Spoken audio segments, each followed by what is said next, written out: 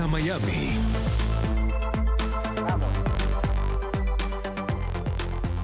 Bienvenidos todos, soy José Pernalete, esto es Club de Prensa Miami desde la Ciudad del Sol. Ahora soleado, pero hace tan solo horas hacia el suroeste del condado de Miami-Dade una tormenta. Y para hablar sobre tormentosas situaciones que atraviesan en estos momentos el estado de Florida, presentamos a los invitados en el día de hoy en Club de Prensa Miami. Se conecta con nosotros Juan Manuel Benítez, él es periodista desde Nueva York, está conectado con nosotros por la vía digital. Y también se encuentra Orián Brito, periodista en el sur del estado de Florida. Ambos están allí precisamente para conversar con este servidor y exponerle a nuestra audiencia algo que en estos momentos acapara la atención de la opinión pública, y es la posición de la Corte Suprema de Justicia de Estados Unidos, que ha frenado una polémica ley, la ley migratoria del estado de Florida. Una ley que penaliza, que genera otro delito, es decir, tipifica un nuevo delito a las personas inmigrantes que ingresen al estado de Florida sin autorización o aquellas que reingresen después de su expulsión.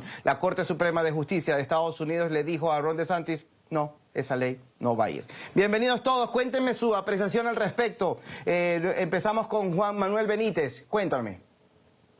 Sí, era algo que se esperaba, ya que, como sabemos, las leyes migratorias son prerrogativa del gobierno federal. Por tanto, el estado de la Florida no puede actuar por sí solo y criminalizar la entrada de inmigrantes a su estado simplemente porque lo decide ese estado, el de la Florida. De todas maneras, vemos que continúan los ataques en contra de los migrantes documentados e indocumentados, muchos de ellos que han pasado muchos años con documentos en este país y que ahora mismo están en vilo, ya que el gobierno del presidente Donald Trump está eliminando programas a los que se acogían desde hace años y está persiguiendo con su agencia migratoria a millones de inmigrantes en todo el país, no solo en el estado de la Florida, sino por toda la nación.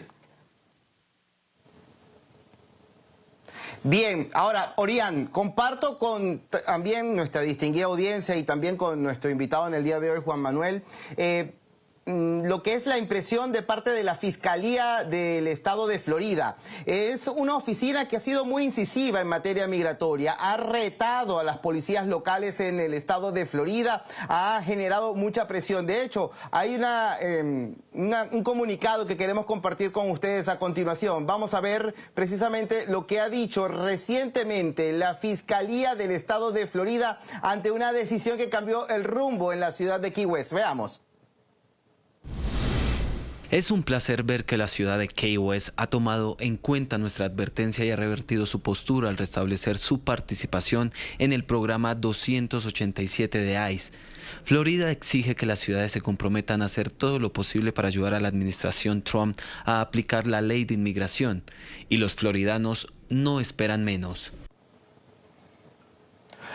Orián, precisamente este tipo de presión es lo que veníamos conversando, la exposición de argumentos a través de redes sociales, pero también el envío de documentos, de cartas para presionar a los concejales, a los comisionados y a los departamentos de policía. Esto pareciera que es la tormenta perfecta que hay acá en el estado de Florida, y ahora se le viene encima la posición de la Corte Suprema de Justicia de Estados Unidos. ¿Tu impresión?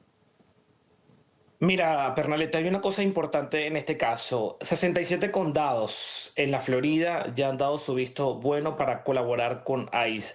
Key West, en una actitud un poco desafiante y buscando proteger a los trabajadores que allí hacen vida, muchos de ellos trabajan bajo la sombra, pues trató de dar un rechazo a esta decisión, pero las amenazas del fiscal fueron tales, tan incisivas, tan directas, que indicaba sanciones próximamente hacia esa ciudad, que no tuvieron otra alternativa que dar marcha atrás, a pesar del rechazo de la comunidad.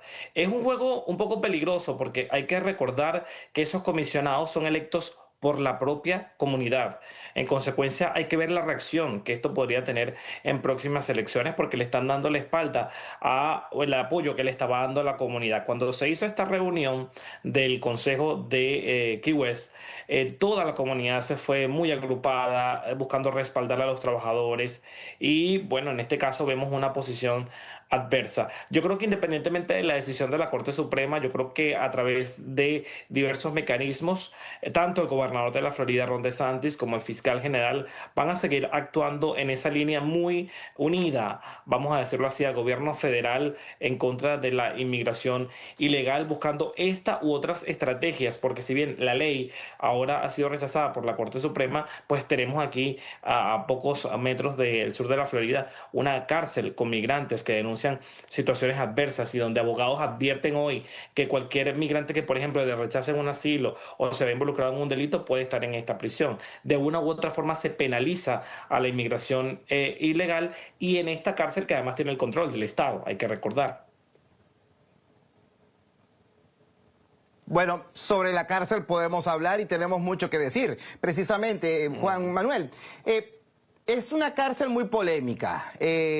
Alcatraz ha venido levantándose dentro de la opinión pública a raíz de esta presión de la propaganda del Estado de Florida, en medio de esa generación de temor, un ambiente en el que van a colocar a los inmigrantes, como ya lo están, dentro de los pantanos, rodeados de cocodrilos, de serpientes pitones. Hemos visto que las condiciones incluso están en sospecha, debido a que no hay acceso. Se le negó el acceso a la alcaldesa del condado de Miami-Dade. Ella está pidiendo que le dejen ingresar porque los chubascos de la semana pasada en el sur del estado de Florida afectaron los Everglades, los pantanos, y un video trascendió de una manera en la que se vio cómo el agua superaba ciertos niveles y podía generar un poco de incomodidad dentro de esta situación. Esto a nivel nacional perturba, solamente impacta acá en el estado de Florida. ¿Cómo lo ven en Nueva York?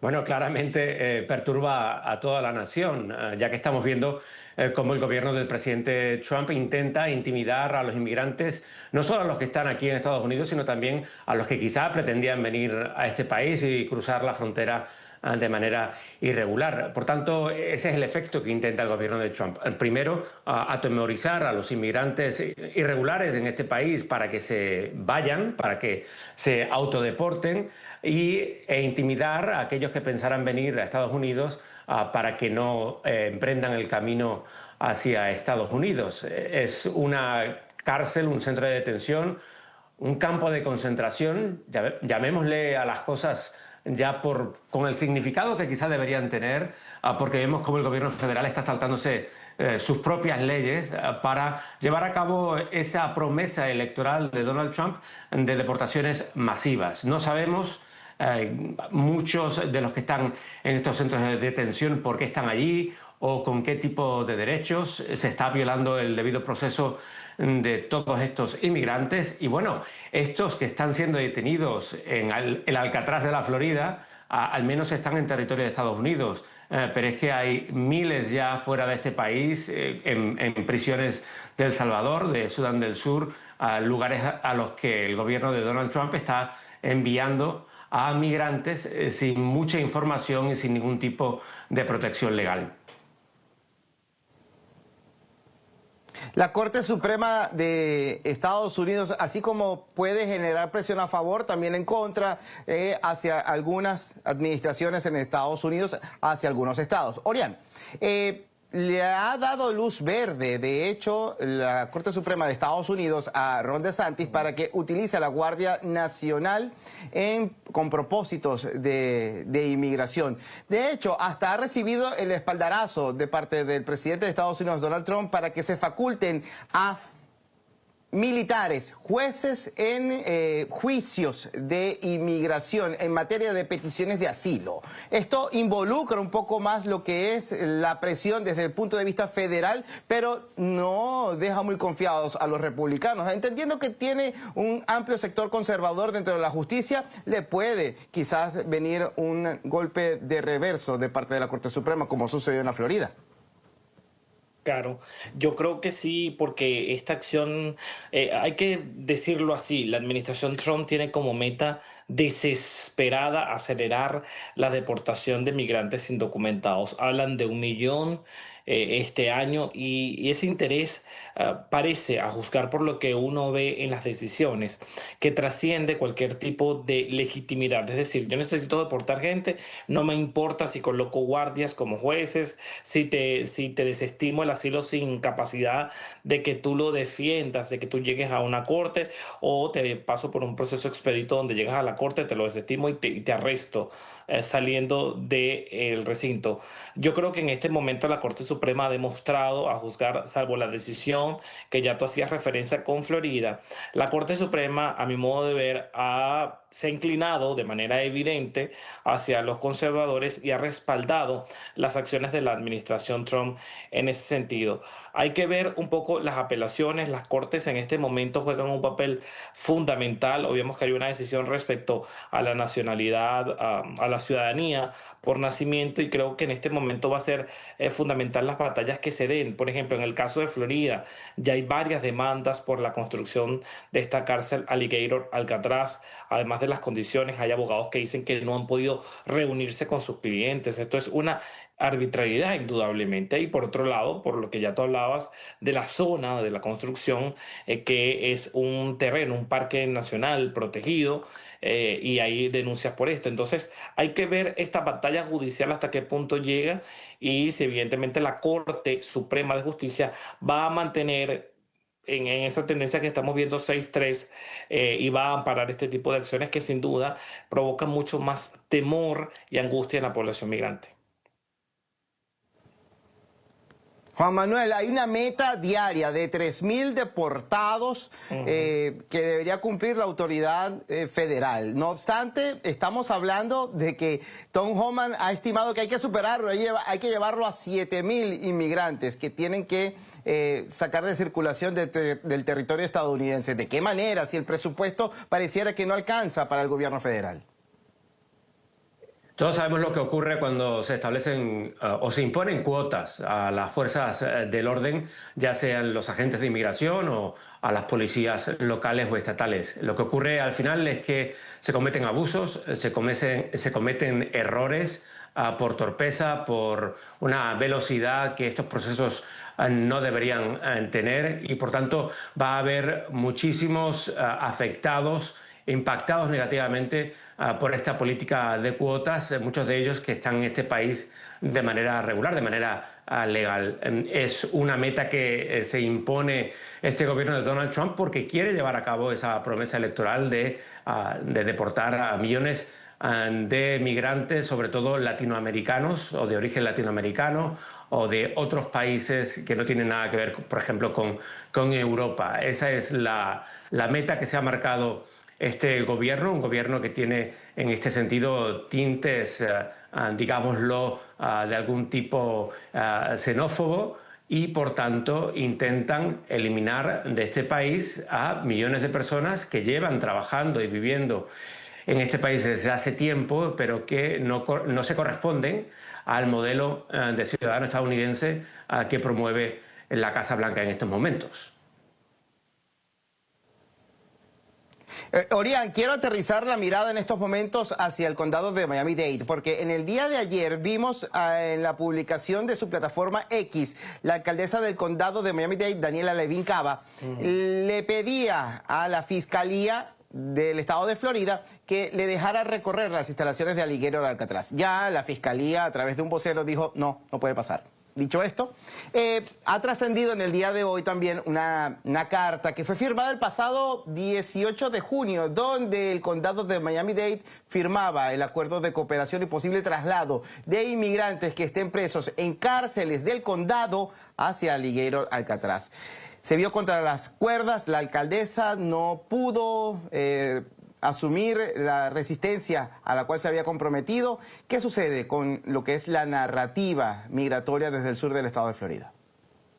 Mira, para la alcaldesa del condado, Miami-Dade, para quienes no tienen, pues nos ven desde otros países, es una alcaldesa que es de tendencia demócrata, es decir, partido adverso al presidente. Pues esto es un contrasentido y la deja muy mal parado. muy mal parada. ¿Por qué? Porque por un lado, yo he hablado con voceros de organizaciones proinmigrantes, José, y me dicen que tienen mucha decepción porque no ven una acción mucho más contundente. Entonces simplemente hay una carta a la Secretaría de Seguridad Nacional, Kristi Noem, pidiendo algunas explicaciones, pero no hay una acción muchísimo más contundente. Esto ha llevado incluso, para que tengan una idea, que en vallas, porque en el sur de la Florida, aquí se lleva la política últimamente en vallas, que instalan uno o instalan otros. Entonces, en este momento hay una valla que le llama a la alcaldesa que tiene, perdón, en su mensaje el teléfono de la oficina de la alcaldesa Daniela Levin Cava y llama a los residentes a que le exijan mucha más presión y se logre una demanda contra este centro. Ahora, que aparezca esta carta donde existe esa posibilidad de que presos que están en el condado sean enviados a esta carta, a la cárcel, perdón, a este centro de detención migratorio, Alligator Alcatraz, evidencian pues una hipocresía por parte de las autoridades y sin duda el camino lo hace mucho más complejo para aquellos que tienen temor. Y hay que destacar algo, hemos criticado y lo hemos dicho así, el desastre que hubo en la administración Biden, eso no se puede ocultar, esa entrada irregular de migrantes que desató el caos en la frontera. Sabemos que cualquier persona que entra del país de manera irregular enfrenta serias consecuencias y debe ser procesado en caso de que así sea, pero lo que estamos aquí criticando es esta desesperación por tener un número que pareciera que lleva a la administración a tomar cualquier medida. Juan Manuel, en Florida la Corte Suprema le dijo, la ley migratoria no va, esto mientras resolvemos el fondo en las cortes menores y vienen las apelaciones para entender si es o no constitucional esto, la facultad que tiene, vamos a seguir procediendo como íbamos. Igual sucede en Texas, igual sucede en Iowa. Vamos a estar expuestos a lo largo de los próximos meses, quizás años, a este tipo de debate y someter a las cortes. Y esto es un gasto también para los contribuyentes. Así es, yo creo que vamos a asistir a este proceso de demanda contra demanda hasta llegar a la Corte Suprema con todos estos temas en que el gobierno federal está intentando imponer, no solo en temas migratorios, sino en otras áreas del gobierno. Sabemos que el presidente Donald Trump ahora mismo está forzando la máquina, por así decirlo, y tomando medidas ejecutivas que ningún otro presidente se había atrevido a tomar. Y por el momento la Corte Suprema, en la mayoría de los casos, le está dando la razón. Una Corte Suprema que cuenta con una mayoría conservadora. 3 de los jueces de la Corte Suprema nombrados por Donald Trump en el pasado, en su primer mandato. Por tanto, vamos a asistir a este tipo de dinámica entre políticos demócratas y republicanos, entre estados demócratas y el gobierno federal. Vamos a verlo durante los próximos años, ya que este es un gobierno de Donald Trump que intenta forzar los límites del Estado constitucional y por el momento se está llevando el gato al agua. Juan Manuel, Orián, les pido por favor que nos aguarden tan solo unos instantes, así como a nuestra distinguida audiencia, porque todavía hay mucho de qué hablar acá en Club de Prensa Miami, sobre todo el impacto de medidas federales sobre la migración local que reside en el sur del estado. Ya regresamos. Ya regresamos con Club de Prensa Miami por NTN 24, el canal de las Américas. Regresamos en Club de Prensa Miami desde nuestros estudios en la Ciudad del Sol y nos conectamos nuevamente por la vía digital con Orián Brito y Juan Manuel Benítez, ambos periodistas. Esta semana también ha sido bastante contundente, un golpe muy duro contra 2 comunidades que residen desde hace décadas en Estados Unidos, favorecidas por el amparo conocido como TPS, Estatus de Protección Temporal. Se ha hecho oficial la conclusión de este beneficio migratorio que protegía a inmigrantes procedentes de Honduras y también de Nicaragua. Se han registrado reacciones al respecto. Orián, ¿qué te ha parecido esta decisión? Un amparo que se ha prolongado por más de 20 años. Hay quienes cuestionan a aquellos que no contaban con ningún otro tipo de beneficio migratorio, que se descuidaron en ese tipo de protección por tanto tiempo. No obstante, pareciera que no hay otra opción sino marcharse del país.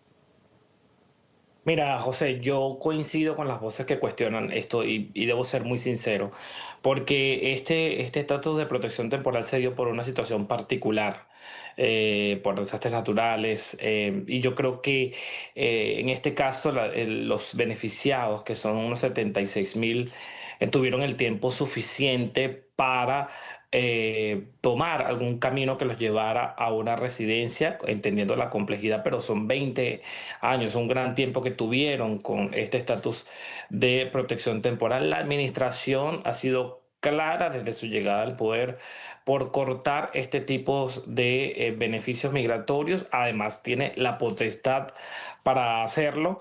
Es una pena porque seguro muchas de esas personas establecieron a lo largo de este tiempo sus vidas en Estados Unidos, sus trabajos, sus familias, pero en este momento donde hay tantos cambios y el tema migratorio prácticamente es fundamental para la administración, yo diría en este momento que cualquier persona que en Estados Unidos hoy no tenga al menos una residencia, que tampoco diría ahorita en este momento es garantía, pero brinda cierta estabilidad, pues busque el camino, porque todos estos programas están finalizando y advierto, temo, porque hay un TPS para la comunidad venezolana que vence en el próximo mes de septiembre. Ya estamos entrando en ese periodo donde la administración tiene que decidir si lo va a renovar o no. Temo que pase lo mismo, ¿no? Que decidan eliminarlo y que muchos queden sin estatus. En el caso de esto, quiero cerrar con esto. Tienen 2 meses. Entonces, ojalá que muchas de estas personas en 2 meses encuentren un camino y no se queden sin ningún tipo de estatus que los pondrá en una situación más vulnerable. El TPS tiene esa bendición que protege al migrante de una deportación, así que, y la batalla también que se puede dar en cortes para extenderlo. Juan Manuel, quizás ningún país está preparado para recibir oleadas migratorias. Hay apoyo de distintas organizaciones a favor de las libertades civiles. Por mucho músculo financiero con la que cuente una nación, así sea el líder del mundo, resulta muy difícil. Pero cuando hablamos de países de Centroamérica, en los que van a tener que afrontar el potencial regreso de 76.000 inmigrantes que están en estos momentos en Estados Unidos, en caso de que no consigan el alivio, la manera de quedarse, esto puede ser un gran problema. Sobre todo hay quienes deberán decidir si regresar o quedarse en el tránsito. Hay que recordar que vivimos una época totalmente diferente en Estados Unidos y que las políticas migratorias ya están cambiando de manera rotunda desde Washington. No solo porque se cancele un programa específico o porque intenten deportar a cientos de miles o millones de personas que han estado en este país durante tiempo, sino porque la política migratoria de este país durante mucho tiempo ha estado basada en un concepto humanitario. El estatus de protección temporal en eso se basa, en recibir a migrantes de países que han sufrido una catástrofe natural, por ejemplo, y por tanto ahora concluye después de más de 20 años y lo que se hace es que a personas que llevaban en este país más de 20 años viviendo, trabajando, formando sus familias, formando parte de las comunidades de este país, ahora de repente tienen que comenzar una nueva vida en países con los que quizá habían perdido también el contacto y países que no están del todo en una situación económica o de oferta laboral que pueda absorberlos en estos momentos, incluido Nicaragua, como estamos hablando, que es un país que no tiene tampoco una relación amistosa con Washington. Por tanto, a partir de ahora nos tenemos que acostumbrar a que las políticas que salgan de Washington, no solo de la Casa Blanca, sino del Congreso en manos republicanas, sean basadas en la crueldad, ya que vamos a ver no solo deportaciones masivas, sino también separaciones de familias que pueden tener estatus migratorios mixtos. Vamos a ver miedo en comunidades latinas, ya lo estamos viendo, por esta militarización de las fuerzas de seguridad local también para colaborar con la agencia de inmigración en estas deportaciones masivas. Es lo que vamos a tener a partir de ahora, la tónica diaria, unas políticas migratorias muy diferentes a las que estábamos acostumbrados de gobiernos republicanos también, y demócratas en las últimas décadas.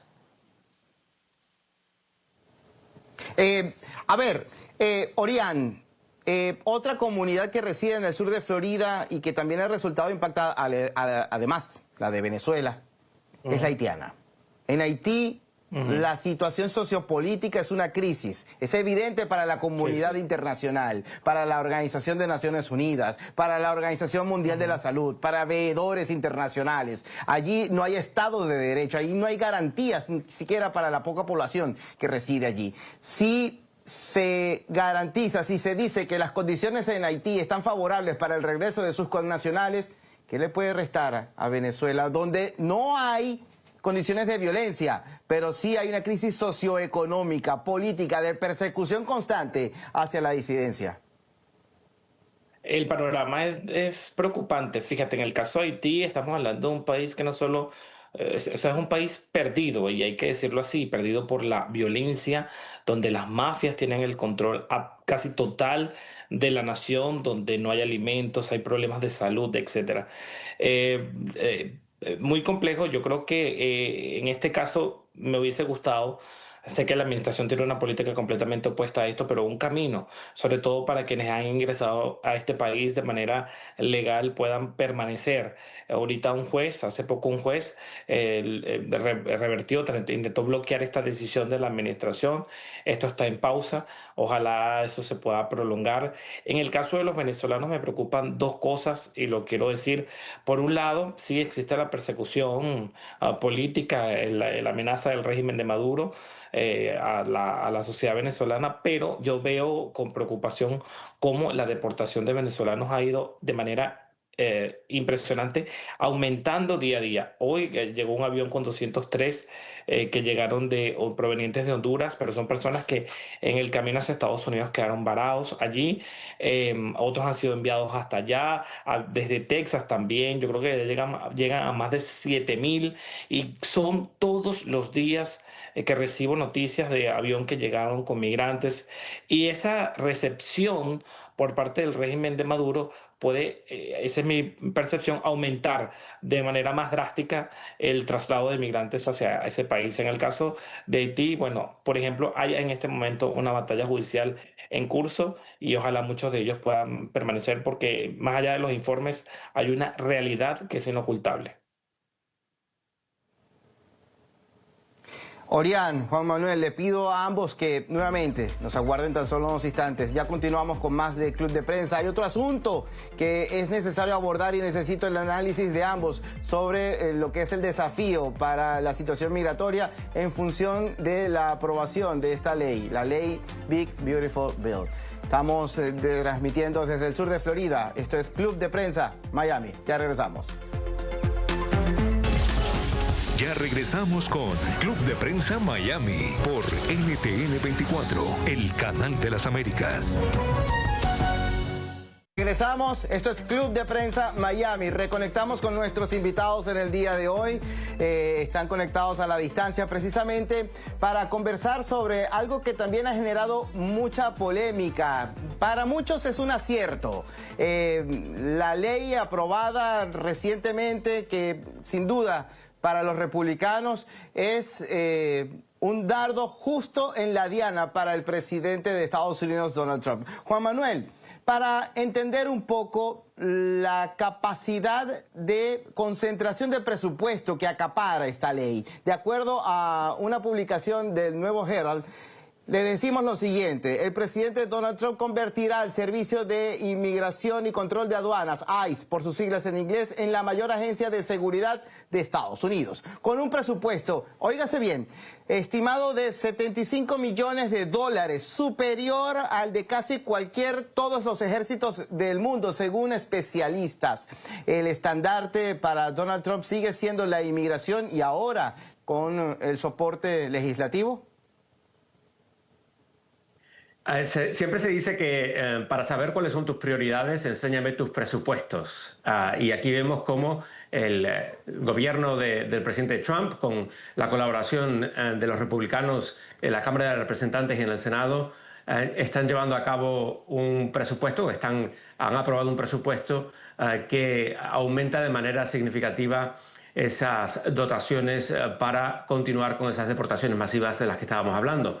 Pero no solo eso, vemos las prioridades en que esta nueva macro ley va a recortar los impuestos a las personas más adineradas del país, va a recortar las ayudas alimentarias a muchos estadounidenses de clase trabajadora y pobre, va también a recortar la asistencia de salud de Medicaid para aquellos también pobres y de clase trabajadora. Por tanto, está todo clarísimo, no importa el que se dispare incluso más allá de lo que nunca habían los republicanos permitido la deuda del país, con tal de que se beneficien aquellos a los que este gobierno está en estos momentos sirviendo y ayudando con las medidas que aprueba, no solo en temas migratorios, sino también en temas económicos y fiscales. Orián, ¿qué tanto puede soportar la utilización de la plataforma migratoria, el debate nacional entre los cuerpos policiales locales, los consejos en las alcaldías, en los ayuntamientos, para mantener esta base contenta, pegada a la confianza de que los republicanos merecen otra segunda oportunidad? Estamos hablando de las elecciones de medio mandato, si se quiere, resta todavía mucho tiempo, es en noviembre de 2026, pero es que ya están en campaña y hemos visto cómo se insiste en llevar por delante esta iniciativa, la migración como defensa principal de la Casa Blanca. Mira, hay una cosa impresionante. La administración inició con una promesa de recortar gastos. De hecho, hemos visto dependencias que han sido eliminadas, hemos visto despidos, hemos visto muchos colegas, particularmente que trabajan en medios o trabajaron en medios estatales, perdón, federales, que han perdido sus empleos, una situación que uno lamenta profundamente. Pero por otro lado, vemos este gasto exacerbado en tema de inmigración, y no solo el gasto a través del presupuesto, ¿no?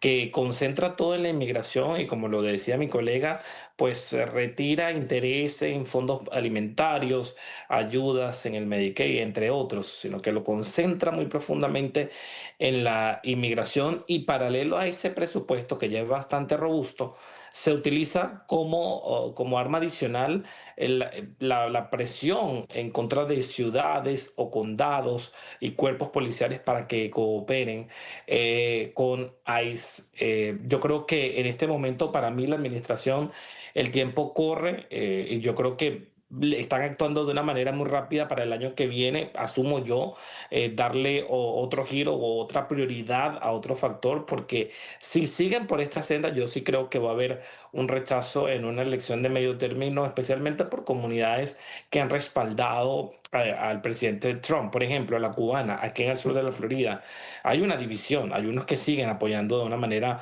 muy firme al presidente Trump, pero hay otros que rechazan estas acciones. Hemos visto en las últimas horas una madre cubana que se ha arrodillado en una oficina de ICE para pedir que su hijo no sea deportado o detenido, y él finalmente fue arrestado por agentes de ICE. Ese sentir está latente allí, y si sigue aumentando, se puede ir en contra no solo del presidente, sino de muchos legisladores cubanoamericanos que aquí son vitales para que los republicanos tengan el control de la Cámara. Hay una importante presencia allí. Juan Manuel, ¿qué tanto está en juego para los republicanos, tomando en cuenta un incremento del descontento de un sector importante de diversas comunidades, minorías en este caso, que pueden pasarle factura al Partido Republicano para el próximo año? Independientemente del estado donde nos encontremos, esto no puede tenerlos muy confiados a los conservadores. Siempre un nuevo gobierno lo que intenta hacer es tomar sus iniciativas estrellas lo antes posible, ejecutarlas en los primeros 2 años de mandato, por si hay un revés en las elecciones de medio término, de medio mandato, que serán el año que viene, en noviembre. No sabemos qué va a ocurrir de aquí a entonces, no sabemos si los demócratas lograrán un centro unido, o sea, lograrán unirse con un mensaje que puedan llevar todos, que un mensaje que sea que triunfe en las elecciones congresales en muchos estados del país para poder recuperar terreno, aunque sea en la Cámara de Representantes. Va a ser complicado porque si bien vemos, como dicen, que muchos votantes de Trump del año pasado están ahora decepcionados o asustados porque el gobierno de Trump está llevando a cabo todo aquello que había prometido iba a llevar a cabo, si vemos al Partido Demócrata todavía dividido, intentando averiguar qué falló el año pasado en la elección presidencial y también intentando averiguar cuál es el camino que hay que seguir futuro, si hay que continuar unas políticas o una ideología moderada de centro o más conservadora de lo que piden muchos nuevos votantes que se inclinan por unas medidas de corte más progresista y de izquierda, e incluso pronunciando palabras como socialismo democrático o democracia socialista, que está ocurriendo aquí en la ciudad de Nueva York en las elecciones a la alcaldía.